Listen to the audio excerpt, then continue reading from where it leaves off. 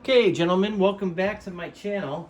Another fun one here today. It's that time of year, just after Christmas. Perhaps you got yourself a brand new, I'm not going to say the word, these are not toys, but perhaps you got yourself a brand new BB gun or pellet gun, or weapon, firearm, rifle, interchange whichever you prefer there. So, what are your first steps?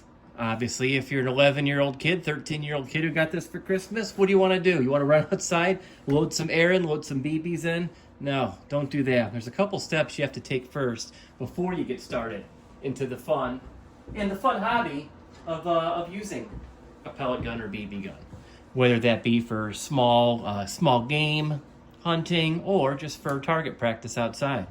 Step one, safety, safety, safety. Get yourself a good pair of safety glasses and make sure you wear these at all time, every time you handle your firearm. Secondly, with safety, learn your firearm.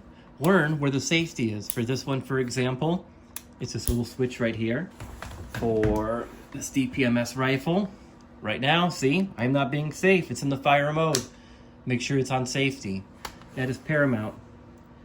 Or, if you have this Glock, this Umrex Glock copy, it's right on the bottom.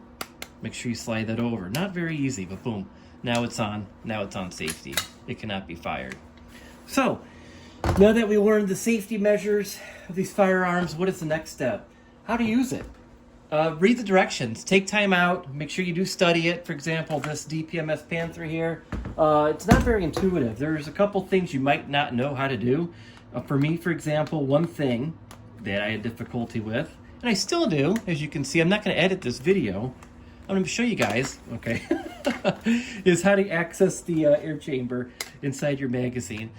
Right here, takes 2 air cartridges. When I first used this, probably for the first, I don't know, a couple magazines are full, I was doing this wrong. I was just putting these in willy-nilly. Anyway, read the directions. If I would have taken the 5 minutes out and learned that this one has to go in first, always, and the second one second, I would have had much more success. So basically I was putting this one in first and just draining the entire air cartridge out. So it's paramount to study and learn how to use it. Another thing too with this, it has a speed loader. What I was doing wrong is I didn't notice this little clip on top that you have to pull all the way down and slide to the right. Or if you have your speed loader, you can do it with the speed loader mechanism. You have to do that first so you can access your hole here to stick in your speed loader. What I was trying to do is, you guys can make fun of me in the comments, you guys already do, so I'll just help you out with some free material. I was just jammed in my speed loader in here and crammed it all into the spring. So I had to buy myself a whole brand new magazine. Other one was garbage, so that was 40 bucks down the drain. Why? Because I didn't read the directions. Secondly, study how to use it. If you give this to a 13-year-old without reading the directions, make sure he does have adult supervision. How would he know what these different things do? Safety, semi-automatic, and fully automatic. How would he know that you have to pull back the chamber and cock it for it to work? So make sure you do study these, learn them, what are the ins and outs of all of your firearms. Some maintenance tips. I bought this, what's it called? Pel gun oil. What you want to do with this is every time you change out your oil, put a little drop right on top. It's super sticky. It's not like a runny oil by any means. Yeah, put a little dab just like that right on the top of your air cartridge. This is about $6 or so for this little container. It'll probably last you a year or so. And what this does, it lubricates the little needle inside all of these weapons, so that way it doesn't go dull, doesn't rust, keeps it nice and sharp and fresh. Going back to safety again. Sorry, this is a little tattered here. We just had a bad winter storm here outside of Chicago. But know what you're firing. I have what's this called? Some kind of styrofoam I bought from Menards, Home Depot. Very cheap, meant for insulation. I just had this before. I thought this would be plentiful to stop a BB or pellet. It is not. So I do have a sheet behind here, a metal sheet. Oh gosh, it's about 1/16 of an inch thick. And basically that stops all the pellets and BBs from going through. And this just collects it for me.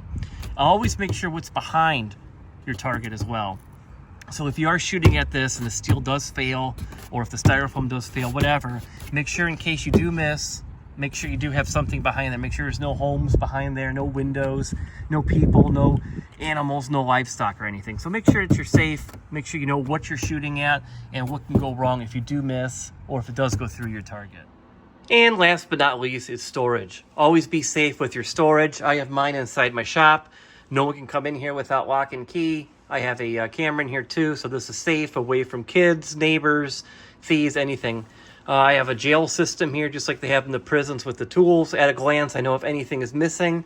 I'm ready to go. Everything's at my disposal. My safety glasses, spare magazine, speed loader, BBs, and also spare air, holster, everything I need. If I have a firearm missing, I know right away at a glance what is missing and what is not in its place. So here's just some tips for you guys. Hope you learned a little bit of something.